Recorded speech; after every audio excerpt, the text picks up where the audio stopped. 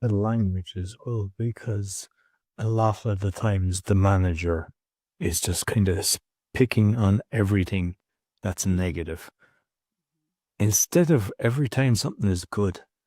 But people don't hear that, hence why the relationships break down. Hence why people then Sunday night they're thinking, "Oh God, I have another week of this life," and all it takes is when The something, Sunday night blues. yeah, or no, if somebody does an extra, or kind of helps out when something's needed, just thank them and appreciate them, but very few do, and I think it's just the words that people use is the difference. They might, as you said, I don't think anyone kind of decides. Well, there's a few psychopaths out there. They just like power. Yeah. I mean, without a doubt, there is people like that. But I think a lot of the people that are in the positions that they are, they're wondering why the employees or the people that they're managing hate them. And it's just because they're only here. It's like the dad is just going, "Hey, you didn't do this, you didn't do that," never saying No, what's absolutely. good.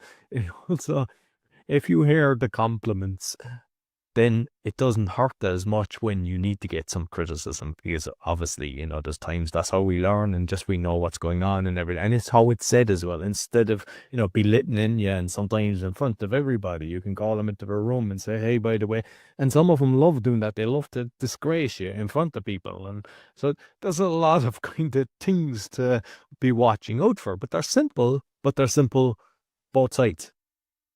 Yeah, I think it's a matter of getting into a habit of doing that as well. And you can get into the habit of doing that even as an individual contributor, before you think about stepping into a manager role.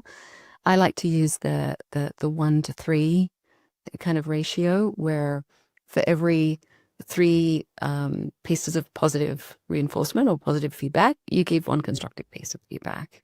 And what, to your point, often it's just all constructive or all kind of negative. But if there's a little bit more positive than there is negative, it does a couple of things. It really, the feedback lands better, because it's not a criticism. It's Carol Dweck famously writes about the mindset. Having a growth mindset. If I give you feedback as a manager with a growth mindset, I'm giving you feedback in a way that I'm really believing is going to help you in the future to become better at what you're doing, or who you are, or whatever.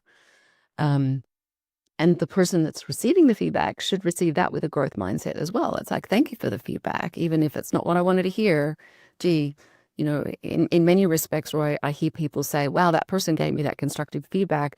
I wish I had had that constructive feedback, a year ago, because it benefited me so much now that I wouldn't have been doing what I've been doing for the last year, and I'd be in a very, very different place right now. But giving more positive to constructive, when you do that, the constructive feedback is more likely to be listened to, because it's in the context of the positive feedback.